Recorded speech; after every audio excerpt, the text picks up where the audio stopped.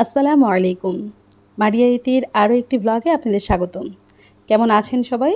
আশা করি সবাই অনেক ভালো আছেন। আলহামদুলিল্লাহ আমরাও অনেক ভালো আছি। আজকের ব্লগটা আপনাদের সাথে শেয়ার করলাম একদম ক্লিনিং দিয়ে। এখানে আমি আমার চুলাটাকে পরিষ্কার করছিলাম। এই চুলাগুলো ক্লিন করতে একটু কঠিন হলেও ক্লিন করার পর কিন্তু দেখতে ভীষণই ভালো লাগে। তো আমি প্রথমে এখানে হচ্ছে গিয়ে আমাদের যে ভিম লিকুইড থাকে সেইটাকে দিয়ে একটু মেজে নিয়েছি। তারের মাজনি দিয়ে এই যে স্টিলের এই জায়গাগুলোকে মেজেছি, আর বাকি নর্মালটা মেজেছি নর্মাল আর কি যে মাজনি থাকে সেটা দিয়ে। এখন একটা মাইক্রোফাইবারের কাপড় দিয়ে এটাকে একটু মুছে নিচ্ছি, এতে করে খুব সুন্দর করে মোছাটাও হয়ে যায়, কোনো দাগও থাকে না, আর খুব সুন্দর একদম পরিষ্কার হয়ে যায়। আর কিচেনের আশেপাশের জায়গাগুলোকেও আমি একটু ভালো করে ক্লিন করে নিচ্ছি। অনেক সময় যে রান্নার যে তেলটা ছিটে যায়, তো আমি সকালে হচ্ছে একটু রান্না বান্না করেছি। রান্না বলতে কি বাচ্চাদের জন্য নাস্তা বানিয়েছি, তো এখন আবার দুপুরে রান্না করব। ভাবলাম রান্নার আগে চুলোটা ক্লিন করে নিলে রান্না করতে অনেক বেশি শান্তি লাগে, আর রান্নার পরে এত বেশি তখন ঝামেলা হয় না। অল্প একটু জাস্ট হালকা করে মুছে নিলেই হয়, তখন আর এত সাবান দিয়ে ধোয়াধুয়ির প্রয়োজন হয় না। তো এইখানের এই চুলার একটা বিশেষ হচ্ছে যে ভিতরের যে একটা থাকে সেটাও কিন্তু বের করে সুন্দর করে ধুয়ে নেওয়া যায়। তো এটাই দেখাচ্ছি, এটা থাকে ভিতরে একদম এই যে এই জায়গাটায়। তো এগুলো সবকে পাটে পাটে খুলে বের করে তারপরে ধোয়া যায়। তো আমি এগুলোকেও সুন্দর করে ধুয়ে নিয়েছি, একদম সুন্দর ক্লিন হয়ে গিয়েছে। আর এসএসের তো খুব সুন্দর পরিষ্কার হয়েছে। তো এখন আমি বাকি উপরের যে ইয়াগুলো আছে বাটি টাইপের যেগুলোতে আর কি চুলায় জিনিস দেয়, তো সেইটা হচ্ছে কি আমি ভালো করে একটু পরিষ্কার করে নিয়েছি। আমার হাতে যে মাইক্রোফাইবারের রুমালটা আছে সেটা দিয়ে আমি কেন জানি কথা বলতে পারি না ইদানিং। কথা বলতে গেলে কথা আটকে আটকে যাচ্ছে, আর তাছাড়া আজকে সারা রাত ঘুমাইনি, তো শরীরটা খুবই খারাপ লাগছে। তো যাই হোক, এখন উপরের এইটাকে দিয়ে দিলাম। আর এটা না কেমন জানি এটা মাজতে গেলে আমার হাত কেটে যায়, তো এই জন্য আমি এই যে এই উপরের যে লোহার যেটা সেটা আমি খুব বেশি জোরে ডলা দিতে পারি না। আমার হাত কোথাও না কোথাও কাটবেই এটা দিয়ে। তো এই তো আমার এখন সব পরিষ্কার হয়ে গিয়েছে এবং দেখতে ভীষণই ভালো লাগছে। আর এখানের যে এই জায়গাটা দেখছেন এটা কিন্তু হচ্ছে ফয়েল পেপার দিয়ে আমি মুড়িয়ে রেখেছি, এতে করে তেল চিটচিটে হয়ে কালো হয়ে যাবে না। আমি 15 দিন পর পর কিন্তু এটাকে চেঞ্জ করে দেই, কারণ হচ্ছে 15 দিনের মধ্যে এটার মধ্যে তেল টেল ছিটে গিয়ে এটা আরও বেশি তৈলাক্ত হয়ে যায়, তো দেখতে খারাপ লাগে। সেই জন্য আমি 15 দিন পর পর এগুলোকে জাস্ট একটু খুলে ফেলে দিই এবং আরেকটা লাগিয়ে দিই। আর এরপরে চুলা মোছার পরের কাজ হচ্ছে আমার চুলাটা চেক করে দেখা যে ঠিক আছে কিনা। তো এই তো এখানে আমি চেক করে দেখলাম চুলাটা ঠিকই আছে, আলহামদুলিল্লাহ। তো এখন আমি রান্না বসিয়ে দিব। মানুষ চুলার পাশে অনেক আর্টিফিশিয়াল গাছ রাখে, আমার দেখতে ভালো লাগে। তবে সত্যি বলতে পার্সোনালি আমার নিজের ঘরে আমার আর্টিফিশিয়াল গাছ এগুলো রাখতে ইচ্ছা করে না। ফুল আমার কাছে মনে হয় যে যেটা আপনার মানে বাস্তব সেটা বেশি ভালো লাগে। তো যাই হোক, এখানে আমি একটা কড়াই বসিয়ে দিয়েছি। এখন আজকে পেঁপে আলু দিয়ে চিংড়ি মাছ দিয়ে ভাজি করব। তো কড়াই বসিয়ে এটার মধ্যে তেল, পেঁয়াজ, কাঁচামরিচ একটু পরিমাণ মতো করে দিয়ে দিয়েছি। এখন হচ্ছে এটার মধ্যে পেঁপেগুলোকে ঢেলে দিব, তার আগে একটু লবণ আর হলুদ দিব, আর হচ্ছে চিংড়ি মাছগুলোকে দিয়ে বেশ ভালো করে এটাকে ভাজি করে নেব। ভাজি যদিও দেখানোর কিছু নেই, সবাই এই টাইপের ভাজি পারেন। তো তারপরও যারা একদমই নতুন রাঁধুনি তারা কিন্তু এভাবে রান্না করে দেখতে পারেন। আর আজকের এইভাবে ভাজি রান্না করলে আপনারা অনেক মজা পাবেন আশা করছি। অনেক মজা হয়েছিল আজকের এই ভাজিটা। অনেকেই কিন্তু পেঁপে পছন্দ করেন না, এইভাবে করে পেঁপে ভাজি করে রান্না করে খেয়ে দেখেন, আশা করছি ভালো লাগবে। তো পেঁয়াজ কাঁচামরিচ দিয়ে আমি এখানে কিছুটা চিংড়ি মাছ দিয়ে দিয়েছি। আপনারা চাইলে এই চিংড়ি মাছগুলোকে একটু কেটে কেটেও দিতে পারবেন, আবার ছোটো চিংড়িও ব্যবহার করতে পারবেন। এরপর সেগুলোকে ভেজে নিয়ে একটু হলুদ আর একটু লবণ দিয়ে দিচ্ছি। এখন হচ্ছে এর মধ্যে পেঁপে আর আলুগুলো যেগুলো আমি কেটে রেখেছিলাম সেগুলোকেও দিয়ে দিচ্ছি। আলু দিলে বেশ মাখো মাখো একটা ভাব আসে, এই জন্য এটাকে খেতে আরও বেশি ভালো লাগে। তো এখন উল্টে পাল্টে আমি একটু ভালো করে নাড়াচাড়া দিয়ে এরপর এটাকে ঢেকে রেখে দেব, যাতে করে মানে সেদ্ধ হয়ে যেতে পারে তাড়াতাড়ি। আমি কিন্তু কোনো এক্সট্রা পানি ব্যবহার করব না, এর মধ্যেই কিন্তু এটাকে সেদ্ধ করে নেব। তো এই তো দেখতেই পাচ্ছেন এটা খুব সুন্দর করে একটু সময় নিয়ে আমি এটাকে সেদ্ধ করে নিয়েছি। এখন উল্টে পাল্টে নেড়ে চেড়ে আমি কিছুটা ধনিয়া পাতা কুচি করে দিয়েছি। এরপর হচ্ছে এখন এটাকে নামিয়ে নিয়েছি। এই তো মজা হয়ে গেল, দারুণ মজার পেঁপে ভাজি, পেঁপে আলু দিয়ে চিংড়ি মাছ ভাজি। এভাবে বাসায় একবার ট্রাই করে দেখতে পারেন, আশা করছি আপনাদের বেশ ভালো লাগবে। তো এইটা হচ্ছে তার পরের দিনের ক্লিপ। এটা তারপর দিন সকালে হচ্ছে আমি ভাবলাম এত বৃষ্টি হচ্ছে একটু গরুর মাংসের হাড্ডি আছে সেগুলো আগে নামিয়ে ফেলি। সবসময় তো গরুর মাংসই খাই, আর গরুর মাংসের হাড্ডি দিয়ে সবসময় নেহারি খাওয়া হয়।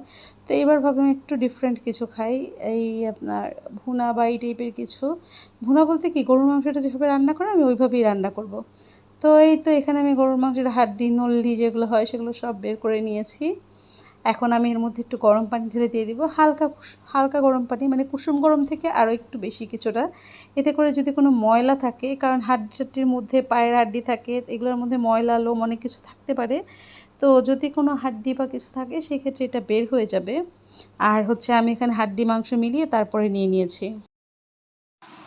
এখানে আমি সব হাড্ডিগুলোকে ধুয়ে এখন হচ্ছে গিয়ে এই রাইস কুকারে নিয়ে নিয়েছি। আমি আজকে এই বিফের যে হাড্ডিগুলো সেগুলো রাইস কুকারে করব। তবে আপনাদের কাছে যদি প্রেশার কুকার অ্যাভেলেবল থাকে তবে আপনারা প্রেশার কুকারে করতে পারেন, এক্ষেত্রে কিন্তু সময় কম লাগবে। আমি রাইস কুকারে করছি, এখানে 1 থেকে 1.5 ঘন্টার মতো সময় লাগবে। তো যাই হোক, এখানে মশলাগুলো আগে দিয়ে দিচ্ছি। মশলার মধ্যেই প্রথমে আমি এখানে আদা বাটা দিয়ে দিচ্ছি। আমার এটা যেহেতু একটু লিকুইড ফর্মে আছে, আদা রসুন বাটা দুইটা একসাথে, তো আমি এখানে প্রায় আমার এই চামচের 5 চামচ কি 6 চামচের মতো করে দিয়ে দিব। এরপর আমি অন্য মশলা ব্যবহার করব। এরপর আমি এখানে দিয়ে দিব হলুদের গুঁড়ো। হলুদের গুঁড়ো আমি এই যে 2 চা চামচ পরিমাণ দিব। এরপর আমি এর মধ্যে দিয়ে দিব মরিচের গুঁড়ো। মরিচের গুঁড়োটা আমি একটু বেশি দিব, আপনারা যদি ঝাল কম খান সেই ক্ষেত্রে কিন্তু কমিয়ে দিতে পারেন। আমি হচ্ছে এখানে প্রায় এই চামচের 2.5 চামচ দিব, 3 চামচ পুরো দিব না, এই তো এতটুকু রেখে দিলাম। এখন এখানে ধনিয়ার গুঁড়ো ব্যবহার করব। ধনিয়ার গুঁড়োটা একটু কম ব্যবহার করার চেষ্টা করবেন, নাহলে কিন্তু এখানে যে কালারটা নষ্ট হয়ে যায়, প্লাস হচ্ছে গিয়ে তেলটাও কম বোঝা যায়। আমার কাছে এটা পার্সোনালি মনে হয়। এখন আপনাদের কাছে যদি ডিফারেন্ট মনে হয় তবে দিতে পারেন। আমি এখানে ধনিয়ার গুঁড়ো বাস এতটুকুই ব্যবহার করব, খুব বেশি ব্যবহার করতে যাব না। এরপর আমি এর মধ্যে দিয়ে দিব গরম মশলার গুঁড়ো। গরম মশলার গুঁড়োটা আমি এখানে সেম অনুপাতে ব্যবহার করব। এই যে 1 চা চামচ একদম ভরে ব্যবহার করছি। এখন এর মধ্যে আমি আস্ত যে গরম মশলা সেগুলোকে দিয়ে দেব।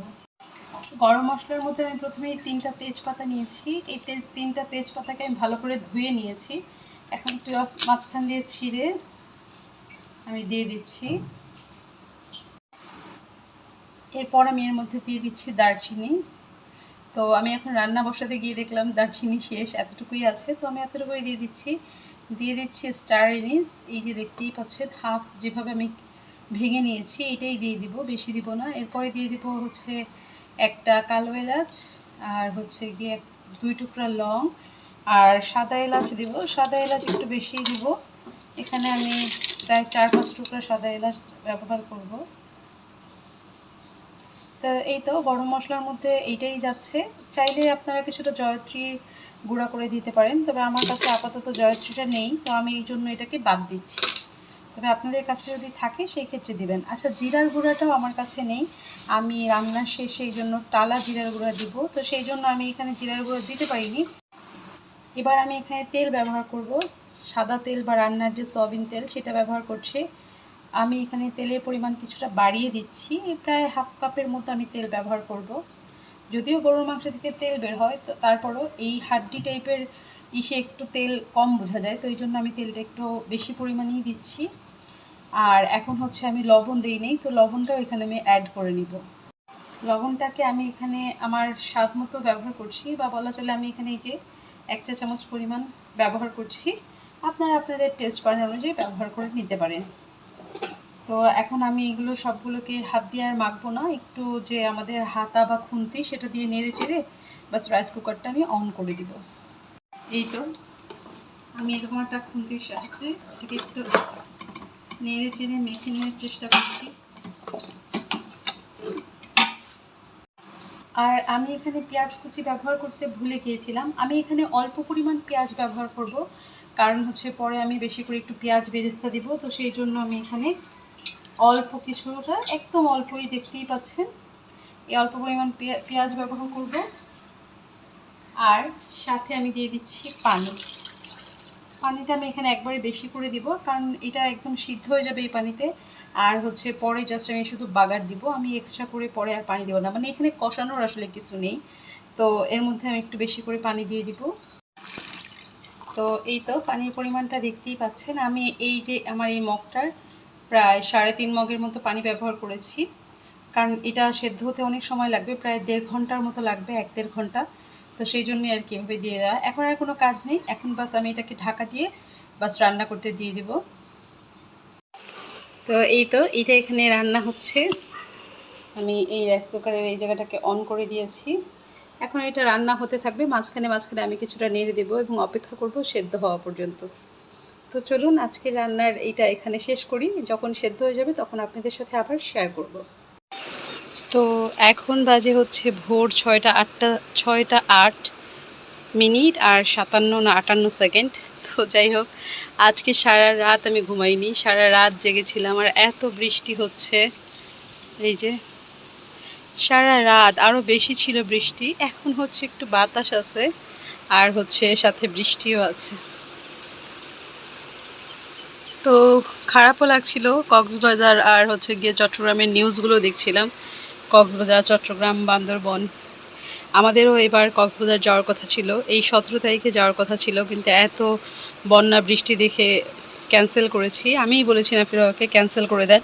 তো এরপরে যখন দেখছি যে আরও বৃষ্টির পরিমাণ বেড়েছে, তো নাফির বাবাও বললো ভালো হয়েছে। আমাদের ট্রেনের টিকিট কাটার কথা ছিল 7 তারিখ সকালে, আমাদের টিকিট কাটার কথা ছিল, তো 7 তারিখে আমি নিষেধ করে দিয়েছি। 8 তারিখ থেকে তো আরও বেশি ভয়াবহ অবস্থা, কারণ আমি বারবার নিউজের খোঁজ খবর রাখছিলাম, এই জন্য আর কি। তো যাই হোক, এখন যাওয়া হয়নি, আবার পরে কখনো এক সময় যাওয়া হবে আল্লাহ পাক চাইলে ইনশাআল্লাহ।